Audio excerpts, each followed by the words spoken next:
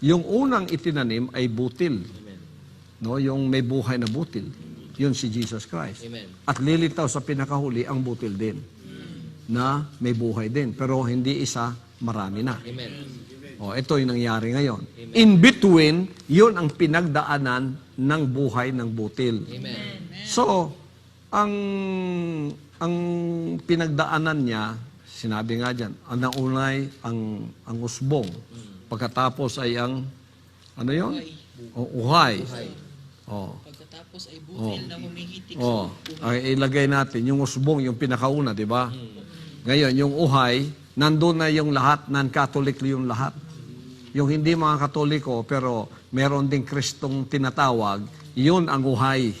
Silang lahat nandoon na. Pagkatapos, yung butil. Bago naman lilitaw ang butil, meron naman busal yan. O kung trigo siya, may balat, sila balat yan. Kaya pagka giniling mo yan, yung talagang butil ang lilitaw at ang balat ay matatapon. Amen. So, mahalaga lang kung alimbawa sa ako'y farmer ako yung mais.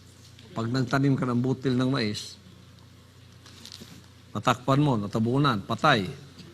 Wala na nilibing mo Pero hindi tunay na namatay yun. Amen. May buhay yun. Amen. Una-una ang lilitaw, usbong. Yung dahon. Pagkatapos, ang uhay. Ang sa mais naman, maraming parte pa yan. May dahon, may uhay, merong katawan, merong bulaklak, merong busal. Iba-iba ang anyo ng mga yan. Manifestation ng buhay na itinanim, na pinagdaanan. So, nagdadala ka ng pangalan ni Jesus Christ, dadaanan ka niya. Kasi dala-dala mo yung salita niya, mga salita niya. Pero pag hindi ka kompleto sa dinadala mo, dadaanan ka lang. Amen. So, yung una na nagdala ng kanyang pangalan ay ang Katolisismo. Ay hindi naman kompleto. Nag-iba nga O, di dahon kayo. Sabihin, wala dyan sa Biblia yung binabasa mo. Kaya nga, binibigyan ko kayo ng lugar Kasi yung word na Katoliko, wala riyan Yung dahon, meron. Kaya dahon kayo. At least meron kayong lugar. Tapos yung uhay. Kayong lahat na hindi Katoliko, mga uhay kayo. Nandito kayo lahat. Lahat kayo, nasa church age. Lahat kayo. Nandyan kayo. Parte ninyo yun. Pagkatapos, nung lumitaw itong katawan, hindi ka mukha ng dahon, sabi ng dahon, wala nang lilitaw. Ito na nga ang pinakahuli. Kami na. Lumitaw, meron pa palang iba na pinagdaanan. Lumitaw si Martin Luther. Doon na naman ang buhay ngayon. Dumaan. Pero hindi huminto doon. Amen. Ang kasalanan naman nung nasa katawan ng pananampalataya is, eto na, kami na. Wala nang iba. Tapos, lumitaw na naman ang ibang manifestation ng buhay. Meron naman palang dahon. Ay, meron naman palang bulaklak. Iba na naman ang itsura nito kaysa katawan. Pero parte pa rin. Ang kasalanan naman nila is, wala na, ito na, kami na. Yun ang kasalanan nila. Pag sinabi mong kami na, harvest na yan. Pag sinabi ng dahon, kami na, anong haharvestin mo? Puro dahon, di ba? Ano tayo, magpapakain ng kalabaw? Pakain tayo ng kambing? Yun ba ang pakay ng farmer? Bakit nagtanim siya ng butil? Hindi yon. Hinihintay niya yung harvest. Amen. Masaya siya sapagkat nagsulputan ng mga ito. Amen. Nung dumating na yung bulaklak, sabi ng taga-bulaklak, kami na, wala nang iba. Naku, may busal pa pala. Itong busal, hindi kamukha ng lahat ng parte. Ibang-iba siya. Pero karugtong din ang buhay. Ang kasalanan naman ng busal, kami na. Kung kami na, sabi ng busal, anong anihin natin? Puro busal, di ba? Pang ano kayo? Ano yung in-order natin sa Inchik na pagkain? Pang chop suey. Panchapsoy kayo. Hindi pa. Tapos lilitaw ang kamukha nung unang itinanim. Ang butil. Diba? Hindi isa, marami na. Aalagaan yon. Aalagaan, kaya may dahon siya, nakagano, nakabalot Aalagaan yun para tumigas ang buhay doon. Doon na hihinto ang buhay. Ang butil lang ang merong karapatang magsabing wala nang iba pa. Kami na.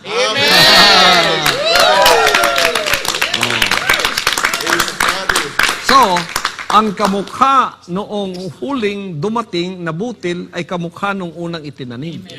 Ang buhay ni Jesus Christ yan. Kaya ang sinabi niya, ako ang una at ako ang huli. I am the first and I am the last. May nagreklamo na, hindi kami ang nauna. Meron din kayong lugar. May naunang nahuli. May nahuling nauna. So, pagkat kita ng farmer ngayon na ang butil ay talagang nabuo na. Ang buhay doon, matigas na siya. Ang lahat ng buhay na pinagdaanan ng buhay ng butil, mawawala na yan. Kaya tutuyo ng dahon, tutuyo ng katawan, tutuyo ng bulaklak, tutuyo ng busal. Ang may buhay dyan, ang butil na lang. Sasabihin ngayon ng farmer, harvest time. Ako, tag-harvest ako ng mais dito sa amin. Pag-harvest namin, kukunin yung puso ng mais. Ihihiwalay mo na doon sa pinagdaanan. So, importante lang yung dahon, katawan, bulaklak, at busal nung wala pa ang butil. Nung dumating ng butil, wala na kayong buhay. Kahit diligan mo pa yon, i-fertilize mo pa yon. Ganyan ang ginagawa nila. Dinidiligan, pine-fertilize nila. Kung ano-ano ang patotsadang ginagawa nila. Wala pa rin buhay. Tuyo pa rin kayo. Yan, di ba? Ngayon, pag-harvest, di masaya ang busal kasi kasama ng butil. Huwag ka masyadong masaya. Kasi ang pangalawang separation darating. Aalisin ngayon ang butil sa busal. Itatabi na pati ang busal. Pasalamat lang sa busal. Pinakamalapit siya sa buhay ng butil. Pero pagdating ng takdang panahon, ihihiwalay na rin siya. Kaya sinabi ko, bahala na kayo kung anong gagawin niyo sa busal. Gagawin ba ninyong uling? Gagawin ba ninyong pamalit sa papel? Sa bukid, walang papel. Gamit na gamit. Ikis-kis sa busal.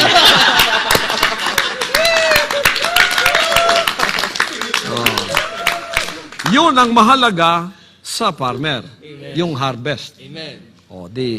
Yun ang may buhay. Kaya yun, kahit i-stack mo ng matagal, pag tinanim mo, may buhay siya. Yung parte, wala ng buhay. Pag ang farmer, dumaan na siya, puputulin niya lahat yun at susunugin. Kaya yung church age, yun ang parte ng pinagdaanan. Tapos dumating ng butil na pananampalatayang pinagkatiwala sa akin. Kaya ang tinitipon ko ngayon ay ang mga butil na magiging sons and daughters of Jesus Christ. Ang unang buhay na itinanim ay siya ring huling buhay na lilitaw na magkamukha. Kasi ang mga salita niya, siyang idideposito sa atin. Yun ang buhay. Kaya ano man ang gawin nila, tayo ay buhay. Walang mangyayari. Kahit laitin mo pa. Kahit magtiyangaw ka pa riyan. Kahit anong gawin mo. Pag nabuo ang buhay dyan, wala ka nang magagawa. Yun ang interest ng harvest. Ng farmer. Saan natin makikita yung mga sinabi kong yan? Ang interpretasyon niyan is Roma 1:7. From faith to faith. From dahon to katawan to bulaklak to busal, back to butil. And then harvest. Mulayin muna natin yung Marcos 4:24. Ako, Pastor, sa Marcos 4, pasimula sa 26, Pastor. At sinabi niya, ganyan ang kaharian ng Diyos. Hindi lang maintindihan yan kasi hindi pinagkatiwala sa kanila ang kaharian ng Diyos. Sa akin, ipinagkatiwala ang kaharian. Kaya ako lang ang makakapag-interpret niyan. Amen. Hindi yung mga alipin. Amen. Narinig ba ninyo ang interpretasyong ito? Wala ninyo, hindi niya rinig. Kaya lito. At pagkatapos nasa kadiliman, kung ano-ano na lang ang pinagagawa. Pakinggan ninyo to. Opo, Pastor, sa Marcos 4:26, at sinabi niya, ganyan ang kaharian ng Diyos, na gaya ng isang taong naghahasik ng binhi sa lupa, at natutulog at nagbabangon sa gabi at araw, at sumisibol at lumalaki ang binhi, na di niya nalalaman kung paano. 28, Pastor, sa kanyang sarili ay nagbubunga ang lupa, unang-unay usbong, saka uhay, pagkatapos ay butil na humihitik sa uhay. 29, Pastor, datapwat pagkahinog na ang bunga, ay ginagamit agad ang panggapas, sapagkat dumating na ang pag-aani. Datapwat pagkahinog na ang bunga. Bunga yan ha. Mga anak yan. Amen. Na mabubuo na ang buhay sa kanila. Inunan niya para sa akin. Para maging modelo, first finished product. At pamamagitan ng kanyang hinirang na anak, gagamitin siya bilang audible voice para ang lahat ng mga tupa titipunin at ang buhay na ito'y ililipat din sa kanila. Amen. At magiging sons and daughters din sila. Yan ang mga bungang hinog Amen. na panglangit para sa kanila yan. Praise the